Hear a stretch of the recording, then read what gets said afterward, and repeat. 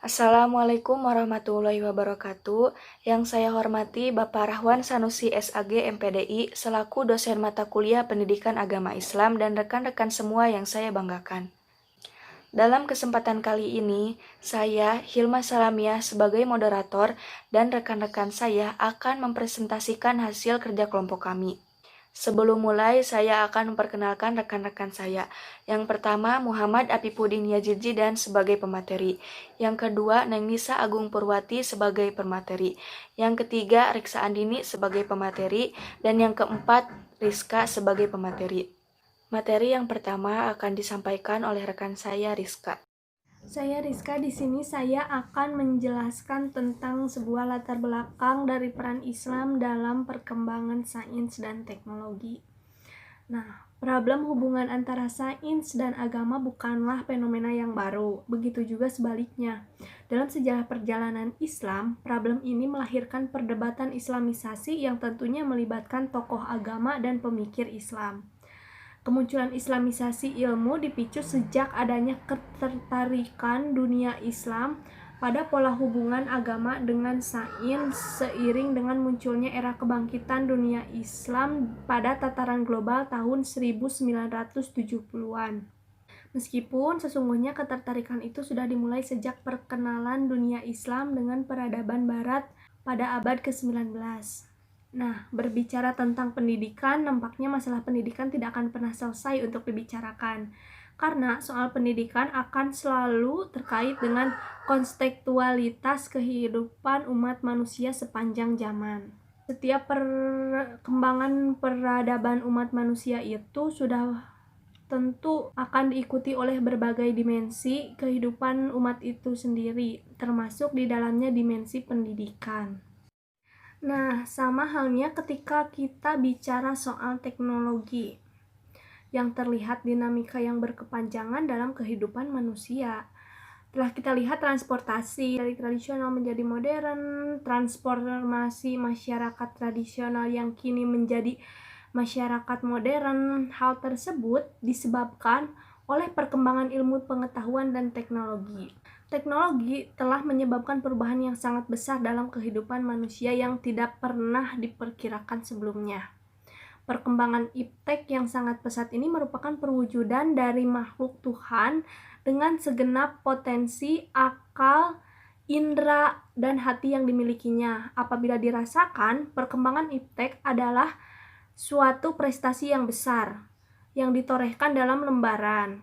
Dalam hal ini seperti pendapat Mujamil yang mengatakan bahwa perkembangan ilmu pengetahuan dan teknologi yang sangat luar biasa menakjubkan ini boleh dikatakan adalah prestasi puncak jika teropang dari ratusan tahun yang lalu. Kendati pun masih melambung tinggi demi mencapai result yang lebih efektif dan efisien. Ratusan tahun yang lalu mungkin belum pernah terbayangkan, ternyata sekarang menjadi realita yang sangat meyakinkan. Materi yang kedua akan disampaikan oleh rekan saya, Reksa Andini. Perkenalkan, nama saya Reksa Andini. Saya di sini akan mempresentasikan materi tentang peranan Islam dalam pengembangan sains.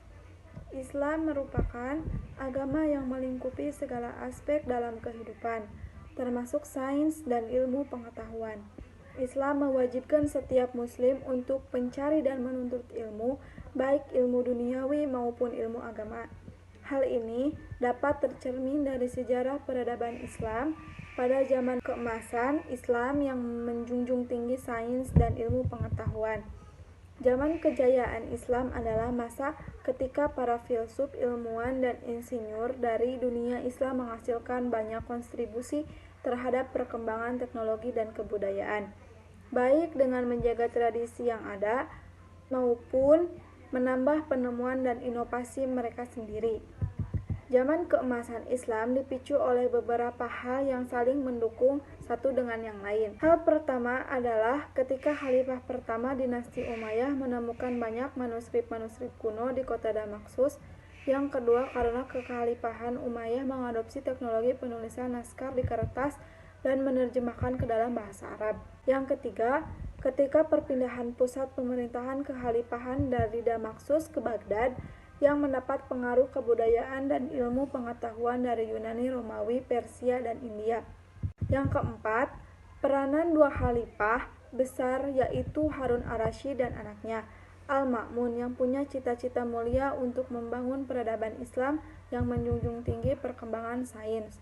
Tokoh-tokoh yang berperan dalam zaman keemasan Islam antara lain seperti Ibnu Sina yang dikenal sebagai bapak kedokteran modern yang mendalami banyak ilmu pengetahuan seperti filsafat, astronomi, serta kedokteran.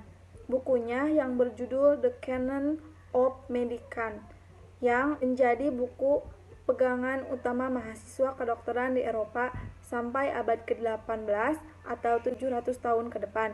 Selanjutnya, ada Al-Khwarizmi yang memecahkan persamaan algomatika, linear, kuadrat, dan aljabar, dan berhasil memetakan pergerakan matahari dan bulan.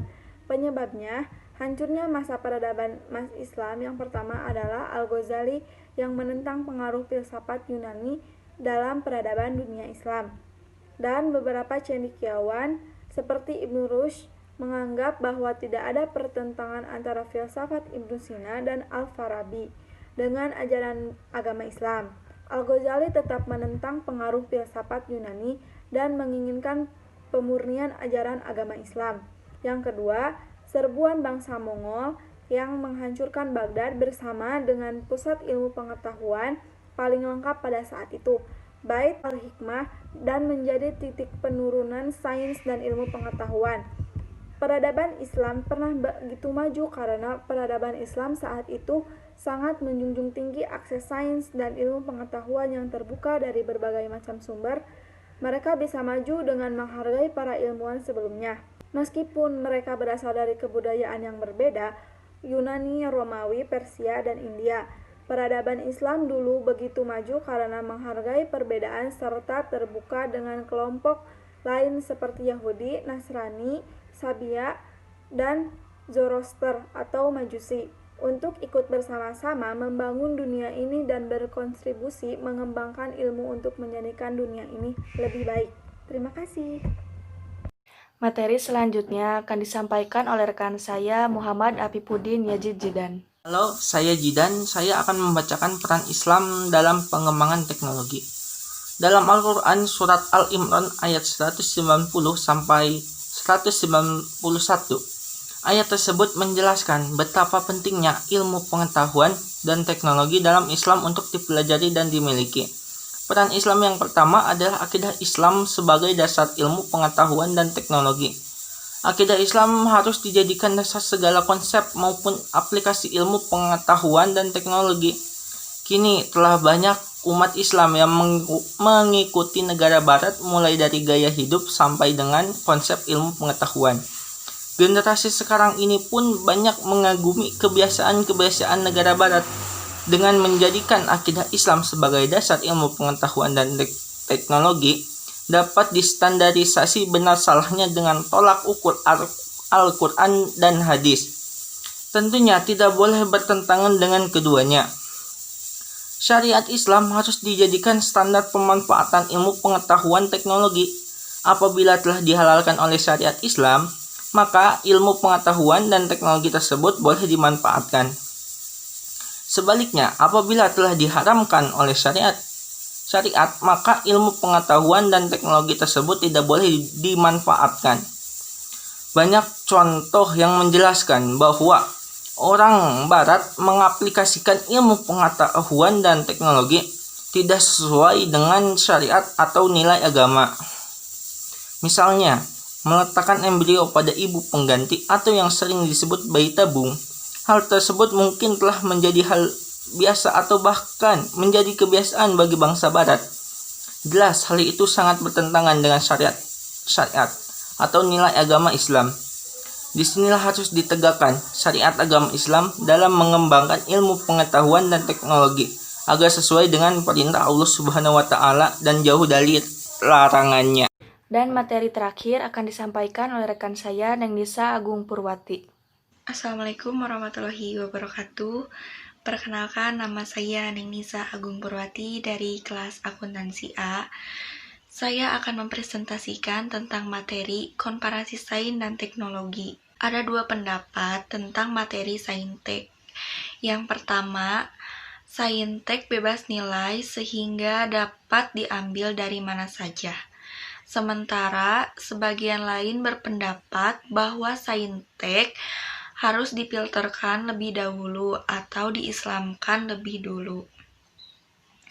Pada umumnya, mereka yang beranggapan saintek bebas nilai memberi contoh bagaimana Rasulullah menyuruh para sahabat belajar sampai ke Cina, yang tentunya bukan belajar ilmu agama saja, tetapi mempelajari tentang ilmu saintek, sehingga mereka dapat menguasai ilmu matematika dan ilmu lainnya. Saintek kemudian dikembangkan lebih lanjut secara kreatif oleh para ilmuwan muslim ya. Sedangkan yang menganggap saintek tidak bebas nilai seperti teori evaluasi Darwin, determinisme Newton yang menolak peran Tuhan dalam mekanisme alam, hingga penggunaan senjata pemusnahan massal. Lahirnya teori-teori ekonomi komunis maupun neoliberal pun dianggap bukti bahwa saintek tidak bebas nilai. Asumsinya, mazhab saintek yang berstandar pada sesuatu di luar Islam terbukti bermasalah, dan ilmuwan yang menekuni lebih lanjut dihitung sebagai ilmuwan sekuler, yakni ilmuwan yang memandang bahwa agama tidak perlu dilibatkan dalam pengaturan urusan kehidupan politik. Faktanya, dua kelompok tadi memang ada, di mana kekeliruan menaruh sesuatu pada objek saintek pada sesuatu kelompok yang akhirnya berujung pada kepatalan. Sekian. Baik, semua materi telah disampaikan oleh rekan-rekan saya. Kesimpulannya adalah Islam merupakan agama yang rahmatan lil alamin, agama yang membawa rahmat dan kesejahteraan bagi seluruh alam semesta. Peranan Islam dalam kehidupan sekarang yang serba berteknologi ini adalah dengan menjadikan akidah sebagai pengembangan iptek yang tentunya tidak bertentangan dengan Al-Quran dan hadis, dan menjadikan syariat Islam sebagai standar pemanfaatan ilmu pengetahuan dan teknologi. Pengembangan itu harus diikuti dengan keimanan dan ketakwaan agar menjadi hasil keterampilan manusia yang dilandasi Al-Quran dan hadis. Sekian presentasi dari kelompok kami. Mohon maaf apabila ada kekurangan dan kesalahan. Wabillahi taufiq wa hidayah. Wassalamualaikum warahmatullahi wabarakatuh.